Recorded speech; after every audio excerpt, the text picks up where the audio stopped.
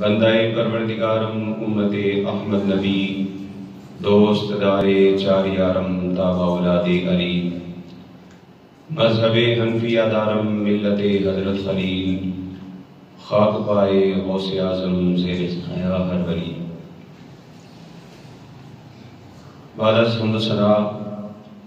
و درود و سلام نبی مکرم شفیع معظم احمد مجتبی محمد مصطفیٰ صلی اللہ علیہ وسلم۔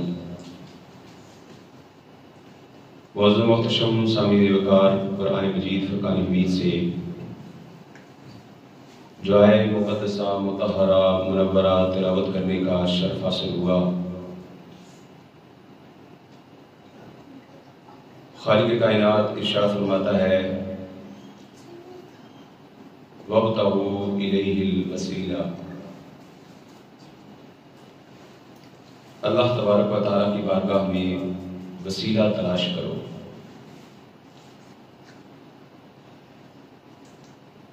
وہ رب کائنات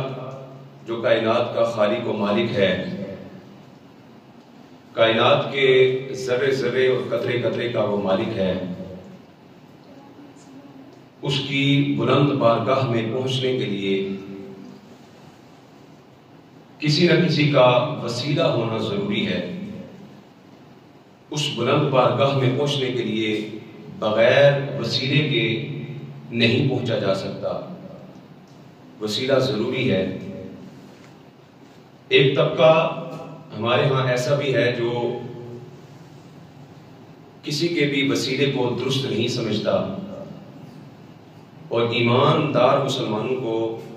کافر، مشرک اور بدعتی کے لقب سے یاد کرتا ہے، اور اس کی وجہ صرف یہ ہے کہ یہ ایماندار لوگ اللہ کے ولیوں کی قبور کی زیارت کرتے ہیں، اللہ کے ولیوں کا وسیلہ بنا کر رب کی بارگاہ میں التجائیں اور دعائیں کرتے ہیں، اس لیے ان کو بدعتی یا شرک کرنے والے کہا جاتا ہے۔ جبکہ رب کائنات خود ارشاد فرماتا ہے کہ میری بارگاہ میں پہنچنے کے لیے وسیلہ تلاش کرو۔ وسیلے کا مطلب یہ ہوتا ہے، لغت کے اندر توسل کا مطلب یہ ہے کہ اپنے مقصد کو پورا کرنے کے لیے، اپنے مقصد تک پہنچنے کے لیے کسی کا سہارا لینا، کسی کو وسیلہ بنانا۔ التوسل فی اصطلاح الشرعی، اصطلاح شرع میں توسل جو ہے وہ اس چیز کا نام ہے کہ اللہ تبارک و تعالیٰ کی بارگاہ میں اپنے اعمال کی مقبولیت کے لیے، اپنی دعاؤں کی قبولیت کے لیے اللہ تبارک و تعالیٰ کی بارگاہ میں کسی ایسی چیز کو وسیلہ بنانا جو اللہ تبارک و تعالیٰ کی بارگاہ میں مقبول ہو، پھر چاہے وہ چیز عمل ہو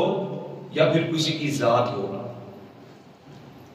تو معلوم ہوا کہ صرف اعمال کو ہی وسیلہ بنانا جائز نہیں، بلکہ اللہ تبارک و تعالیٰ کے مقربین کو، محبوبین کو بھی اللہ تبارک و تعالیٰ کی بارگاہ میں وسیلہ بنانا جائز اور درست ہے۔ تو اللہ تبارک و تعالیٰ کی بارگاہ میں اللہ کے نبیوں سے بڑھ کر کون زیادہ محبوب ہو سکتا ہے، جن کو اللہ تبارک و تعالیٰ نے اتنے عالی شان مراتب عطا فرمائے، اور پھر ان نبیوں کے امام، نبیوں کے تاجدار، فخر الانبیاء، امام الانبیاء، تاجدار مدینہ احمد مجتبی محمد مصطفیٰ صلی اللہ علیہ وسلم، جن کو رب کائنات نے اپنا نبی ہی نہیں اپنا محبوب بھی بنا کر بھیجا ہے، جن کو رب کائنات نے یاسین و طٰہٰ کا صحرا اور تاج سجا کر دنیا میں مبعوث فرمایا ہے، اور رب کائنات نے جن کو لامکاں پر بلا کر اپنا کلام بھی سنایا اور اپنا دیدار بھی کرایا ہے، اور پھر آقا کریم صلی اللہ علیہ وسلم کو رب کائنات نے اپنی بارگاہ میں پہنچنے کے لیے وسیلہ بھی بنایا ہے کہ حضور کے وسیلے کے بغیر رب کائنات کی بارگاہ تک پہنچنا یہ ناممکن ہے۔ جیسے کہ ناممکن ہے چڑھے کوئی چھت پہ زینہ چھوڑ کر، ناممکن ہے چڑھے کوئی چھت پہ زینہ چھوڑ کر، زینہ کہتے ہیں سیڑھی کو، بغیر سیڑھی کے کوئی چھت پر نہیں جا سکتا، ناممکن ہے چڑھے کوئی چھت پہ زینہ چھوڑ کر، اور مل نہیں سکتا خدا ان کا وسیلہ چھوڑ کر، مل نہیں سکتا خدا ان کا وسیلہ چھوڑ کر۔ آقا کریم صلی اللہ علیہ وسلم کے وسیلے کے بغیر رب کائنات کی بارگاہ تک انسان کبھی بھی نہیں پہنچ سکتا۔ اور اس کی سب سے بڑی دلیل جو رب کائنات نے قرآن مجید فرقان حمید کے اندر ارشاد فرمائی، وَلَوْ أَنَّهُمْ إِذْ ظَلَمُوا أَنفُسَهُمْ جَاءُوكَ فَاسْتَغْفَرُوا اللَّهَ وَاسْتَغْفَرَ لَهُمُ الرَّسُولُ لَوَجَدُوا اللَّهَ تَوَّابًا رَحِيمًا۔ آقا کریم صلی اللہ علیہ وسلم نے قرآن مجید فرقان حمید کی یہ آیت مبارکہ صحابہ کے سامنے خود تلاوت فرمائی، وَلَوْ أَنَّهُمْ إِذْ ظَلَمُوا، اے محبوب اگر تیرے امتیوں میں سے کوئی اپنی جانوں کے اوپر ظلم کر بیٹھے، کوئی گناہ کرے، کوئی بدعمالی ہو جائے، اپنی جان کے اوپر گناہ کر کے ظلم کر لے، تو پھر اے محبوب وہ تیری بارگاہ کے اندر حاضر ہو جائے، تیری بارگاہ میں حاضر ہو، اور تیری بارگاہ میں حاضر ہو کر اللہ کی بارگاہ میں معافی مانگے، مغفرت طلب کرے، اور اے محبوب تم اس کے لیے سفارش کرو، شفاعت کرو، تمہارا وسیلہ بنا کر وہ رب کی بارگاہ میں التجا کرے، تو انشاءاللہ اللہ تبارک و تعالیٰ اس کے گناہوں کو معاف فرما دے گا۔ جب گناہ ہو جائے، گناہ سرزد ہو جائے، تو رب کی بارگاہ میں، رب کے محبوب کی بارگاہ میں حاضر ہو جائے، اور حاضر ہو کر رب کی بارگاہ میں مغفرت طلب کرے۔ اگر والدین ناراض ہو جائیں تو ان کے قدموں میں گر جاؤ، ان کے قدموں میں گر کر ان سے معافی مانگو۔ اگر بھائی ناراض ہو جائے تو اس کے دروازے پر چلے جاؤ، جا کر اپنے بھائی کو راضی کر لو۔ اگر بہن ناراض ہو جائے تو بہن کے گھر پر جاؤ اور جا کر اس سے معافی مانگو، اس سے جو ہے وہ منتیں سماجتیں کرو اور اس سے معافی مانگو، وہ تمہیں معاف کر دے گی۔ دوست ناراض ہو جائے اس کے مکان پر چلے جاؤ، پڑوسی ناراض ہو جائے اس کے مکان پر چلے جاؤ، لیکن خالق کائنات جو جسم و جسمانیات سے پاک ہے، جو مکان و مکانیات سے پاک ہے، جو گھر اور چھت اور دروازے سے پاک ہے، وہ خالق کائنات جب ناراض ہو جائے تو پھر کس کے دروازے پر پہنچے؟ تو رب کائنات نے 5ویں پارے کے 6 رکوع کے اندر 64ویں آیت مبارکہ کے اندر وَلَوْ أَنَّهُمْ إِذْ ظَلَمُوا یہ آیت مبارکہ نازل فرما کر رب کائنات نے اعلان فرما دیا ہے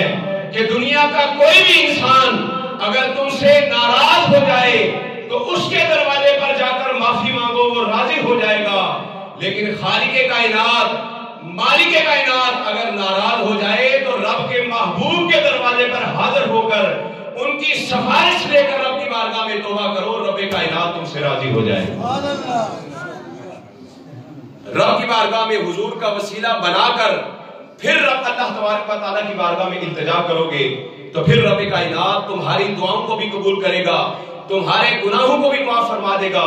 اسی لیے تو اعلیٰ حضرت فاضل بریلی رحمت اللہ تعالیٰ علیہ فرماتے ہیں، بخدا خدا کا یہی ہے در، نہیں اور کوئی مفر مکر، بخدا خدا کا یہی ہے در،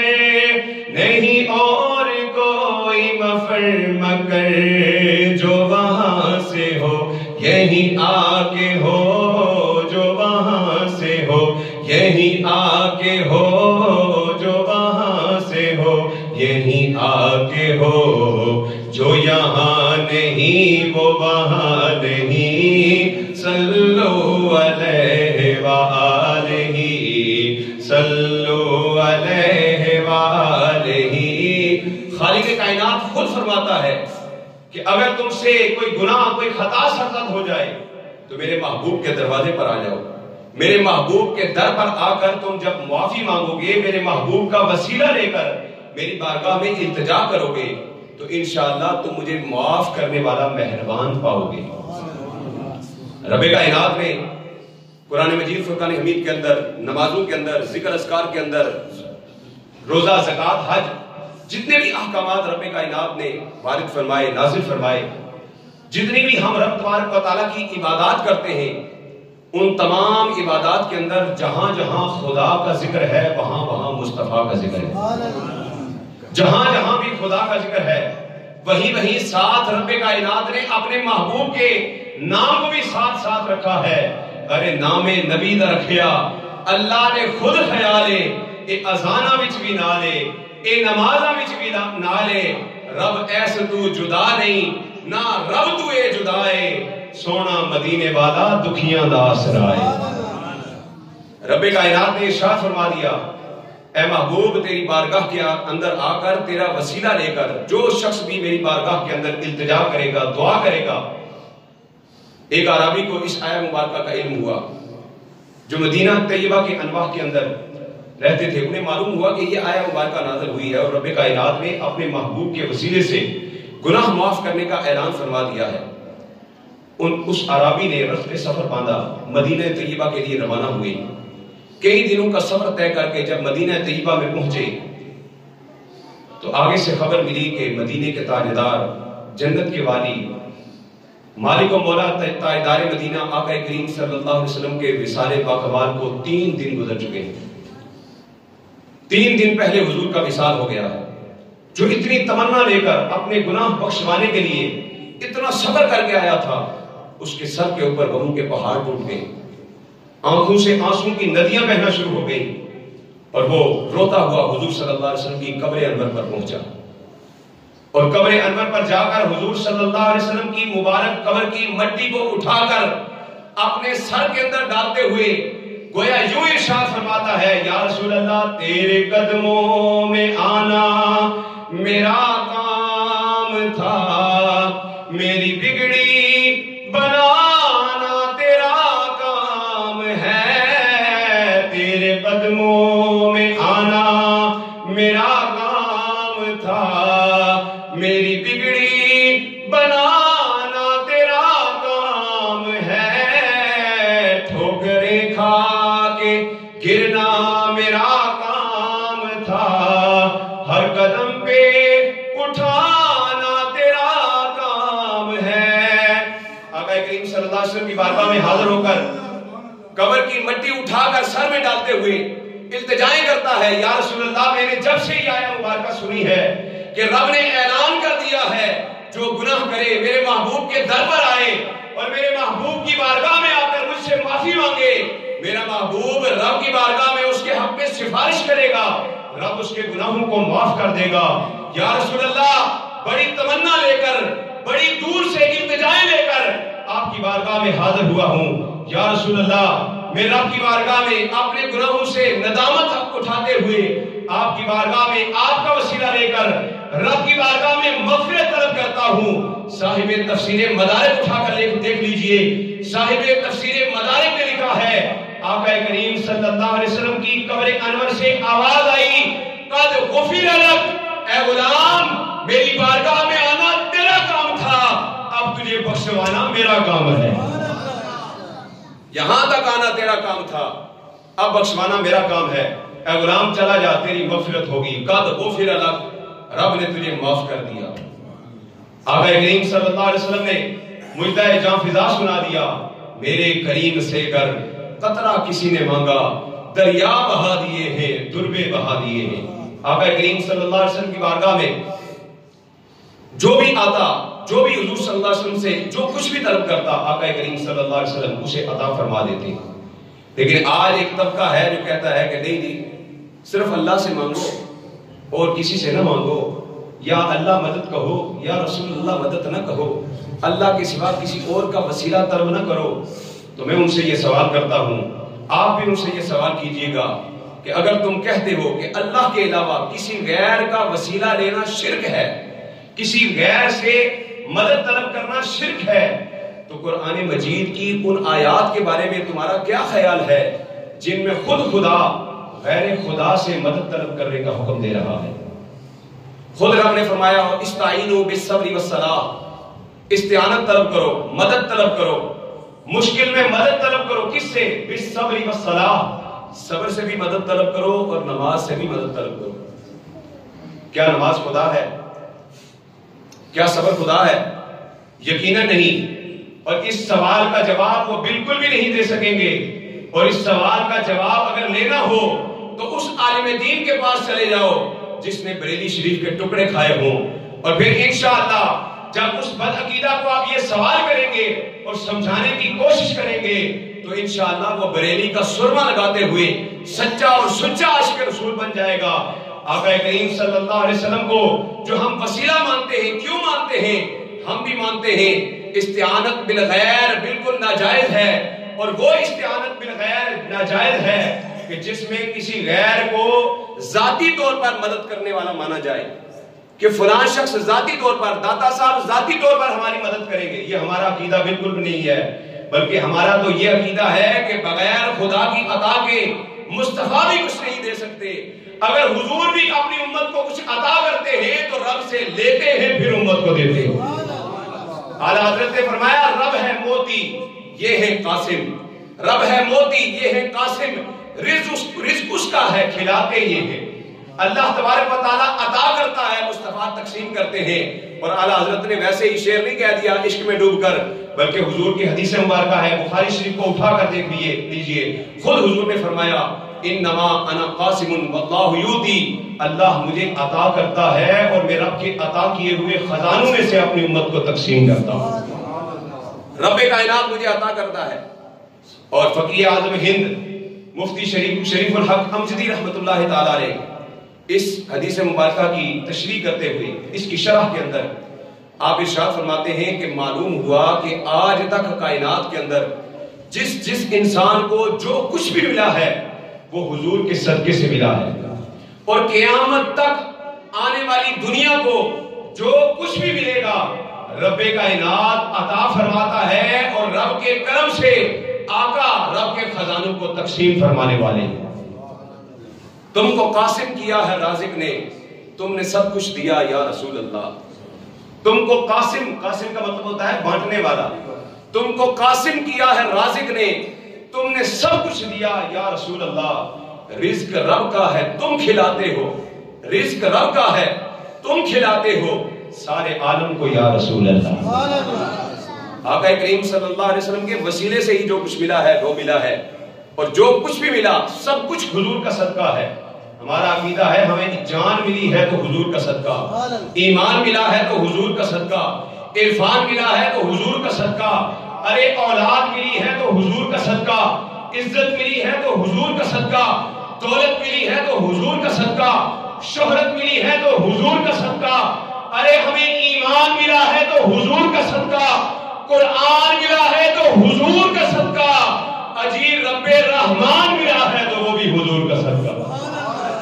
اسی لیے تو اعلیٰ حضرت فاضل بریلوی رحمت اللہ تعالیٰ علیہ فرماتے ہیں عرش حق ہے مسند رفعت رسول اللہ کی، عرش حق ہے مسند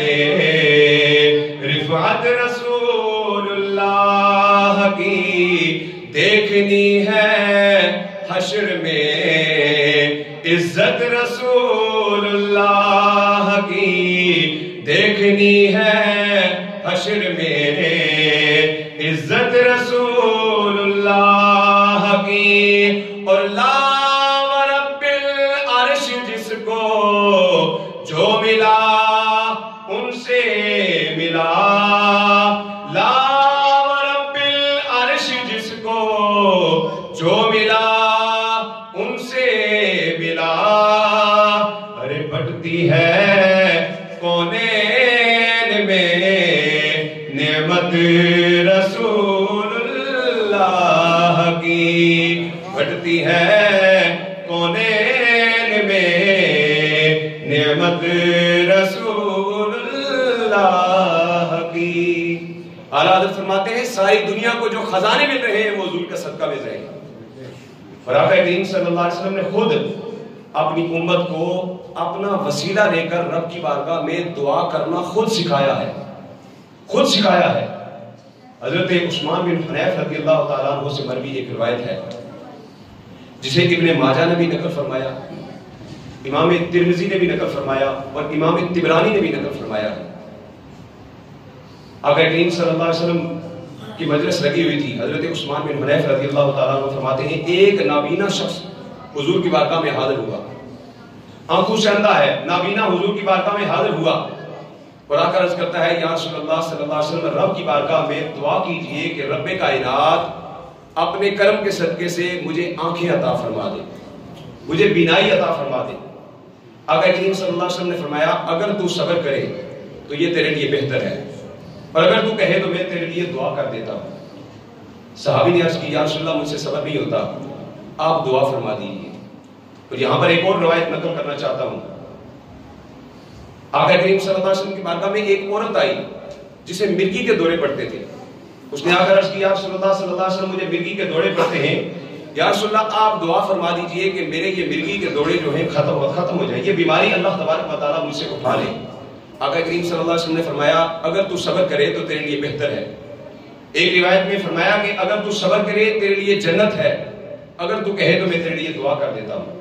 اس عورت نے عرض کی یا رسول اللہ میں صبر کروں گی، لیکن دعا کیجئے کہ جب مجھے مرگی کا دورہ پڑے، جب میں بے ہوش ہو جاؤں تو یا رسول اللہ میرا سطر نہ کھلے، میری بے پردگی نہ ہو۔ اللہ اکبر، کیسی وہ عظیم صحابیات تھیں کہ بے ہوشگی کے عالم میں بھی جن کو اپنے پردے کا خیال رہا کرتا تھا۔ آج باہوش خواتین جان بوجھ کر بے پردہ ہو کر بازاروں میں دندراتی گھوم رہی ہوتی ہیں، کوئی فکر نہیں، کوئی خیال نہیں، کوئی حیا نہیں۔ مجھے میری اپنی دادی محترمہ مرحومہ غفورہ ان کی بات یاد آ گئی۔ وہ پردے کی اس قدر پابند تھیں کہ اپنے پوتوں اپنے نواسوں کے سامنے بھی کبھی انہوں نے اپنے سر سے دوپٹہ نہ اتارا، اور جب وقت وصال قریب آیا تو مجھے یاد ہے کہ اس وقت چھوٹا تھا، تو ان کو پیمز ہاسپٹل میں جو ہے وہ لے جایا جا رہا تھا۔ ان کے ہاتھوں نے حرکت کرنا چھوڑ دی تھی اور نیم بے ہوشگی کے عالم میں آپ تھیں۔ اسٹریچر پر ڈال کر جب کمپلیکس اسپتال میں لے جایا جا رہا تھا تو ساتھ جو خواتین تھیں وہ آج بھی یہ بات بتاتی ہیں کہ نیم بے ہوشگی کے حالت میں حرکت نہیں ہو رہی تھی،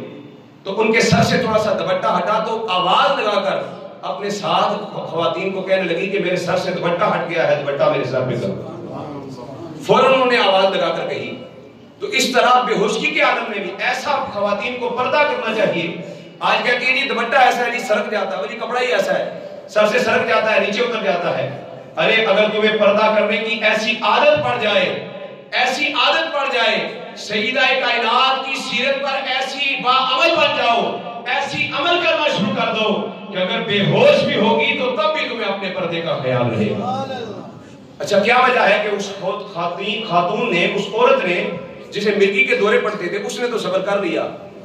لیکن وہ صحابی جن کی آنکھیں نہیں تھیں ان کو حضور نے فرمایا کہ تو صبر کر تو تیرے لیے بہتر ہے، انہوں نے صبر کیوں نہیں کیا؟ لمبی تفصیل کے اندر نہیں جاؤں گا، ایک شعر پڑھوں گا، جس کو سمجھ آ جائے گی وہ خود سبحان اللہ کہہ دے گا کہ دل یاد لئی بنایا ہے، تعریف لئی زبان، اکھیاں بنائیاں سونے دے دیدار واسطے۔ یا رسول اللہ آپ نہیں رہا جاتا، بس دعا کر دیجیے رب کائنات مجھے آنکھیں عطا کر دے۔ آقا کریم صلی اللہ علیہ وسلم نے فرمایا اچھا میں تجھے دعا سکھاتا ہوں، دعا سیکھ اور گھر میں جا 2 نفل ادا کر اور اس کے بعد یہ دعا پڑھنا، اللہم انی اتوجہ الیک بمحمد النبی الرحمہ، یا محمد انی توجہت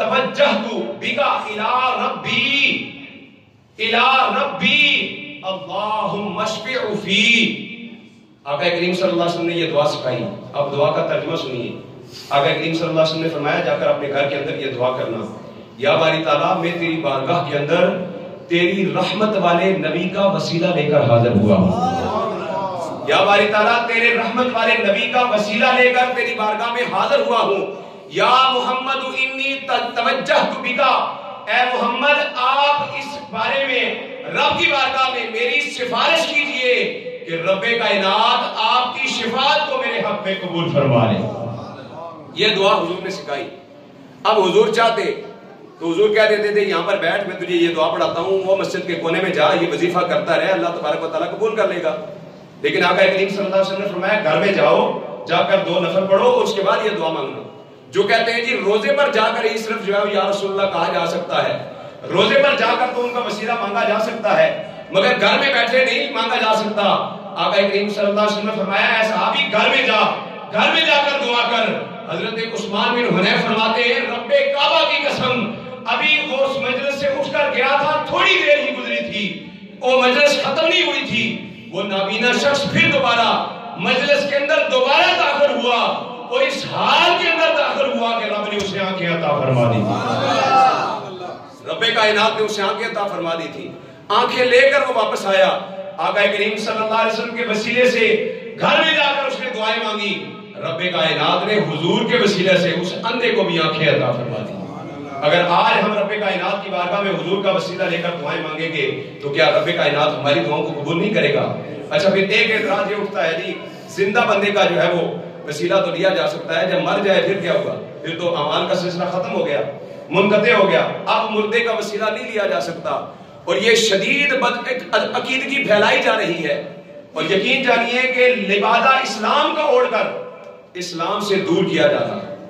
اسلام کا لبادہ اوڑھ کر شریعت اسلامیہ سے دور کیا جا رہا ہے، اور خدا را ان لوگوں سے بچیے۔ آقا کریم صلی اللہ علیہ وسلم تو بہت بعد میں تشریف لائے، آقا کریم صلی اللہ علیہ وسلم سے پہلے تشریف لانے والے انبیاء بھی وسیلے کے قائل تھے۔ حضرت یوسف علیہ السلام کا واقعہ قرآن مجید فرقان حمید کے اندر بالتفصیل رب کریم نے عرض کیا ہے، ارشاد فرمایا ہے، وہاں سے سورہ یوسف کو اٹھا کر پڑھ لیجئے۔ جب 40 سال کے بعد حضرت یوسف علیہ السلام کے بھائی یوسف علیہ السلام کے سامنے حاضر ہوئے تو کہنے لگے ابا جان تمہارے غم کے اندر رو رو کر ان کے آنکھوں کی جو روشنی ہے وہ چلی گئی ہے، بینائی چلی گئی ہے، وہ نابینا ہو گئے ہیں۔ حضرت یوسف علیہ السلام ہاتھ اٹھاتے اور رب کی بارگاہ میں دعا کرتے، طریقہ تو یہی تھا۔ آج تو یہ کہا جاتا ہے نا ہاتھ اٹھاؤ رب سے مانگو، یوسف علیہ السلام ہاتھ اٹھاتے رب کی بارگاہ میں دعا کرتے، یا باری تعالیٰ میرے والد کو آنکھیں عطا فرما دے۔ خود یوسف علیہ السلام اللہ کے نبی ہیں اور نبی مستجاب الدعویٰ ہوتا ہے، اللہ اس کی دعائیں رد نہیں کرتا، لیکن یعقوب علیہ السلام نے بھی دعا نہیں کی کہ اللہ مجھے آنکھیں عطا فرما دے۔ جب یوسف علیہ السلام کے بھائی حضرت یوسف علیہ السلام کے پاس یعقوب کی یہ شکایت لے کر حاضر ہوئے کہ وہ نابینا ہو گئے ہیں، تو حضرت یوسف علیہ السلام نے کہا اذهبوا بقمیصی ھذا فالقوه الى وجه ابی یأتی بصیرا، کہا یہ میری قمیض جو میں نے پہنی ہوئی ہے یہ میں اتار کر تمہیں دیتا ہوں، یہ لے جاؤ میرے والد کے چہرے پر رکھو،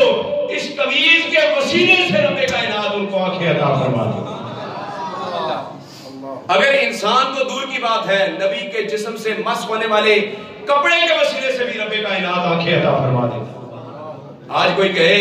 بد عقیدہ عالم، جاہل عالم نما جاہل، کوئی آ کر کہے کہ نہیں جی یہ تو غلط ہے، تو اس کی باتوں میں ہرگز نہیں آنا۔ ہمارا یہ عقیدہ ہے کہ رب کی بارگاہ میں رب کے محبوب بندوں کا اور رب کی بارگاہ میں مقبول عبادات کا وسیلہ پیش کیا جائے تو رب کائنات یقیناً دعائیں قبول فرماتا ہے، اور ان مومنین کا لباس پہنے ہوئے کافروں سے بچتے ہوئے اعلیٰ حضرت فاضل بریلوی رحمۃ اللہ تعالیٰ علیہ اس کی تلقین فرماتے ہوئے کیا گئے، سونا جنگل رات اندھیری چھائی بدلی کالی ہے، سونا جنگل رات اندھیری چھائی بدلی کالی ہے، سونے والوں جاگتے رہیو چوروں کی رکھوالی ہے۔ واخر دعوانا